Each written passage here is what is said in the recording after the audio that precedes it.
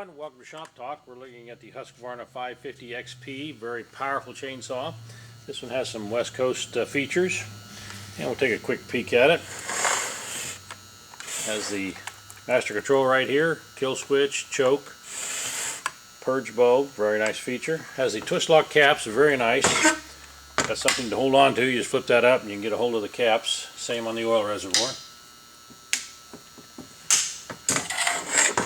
Decompression valve. Features the hard to find inside and outside large falling spikes and a 3/8 pitch bar and chain.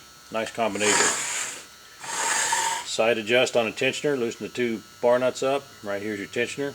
These are captioned nuts, meaning they won't fall off when you take this clutch cover off. They stay in place. Quick access to the air cleaner.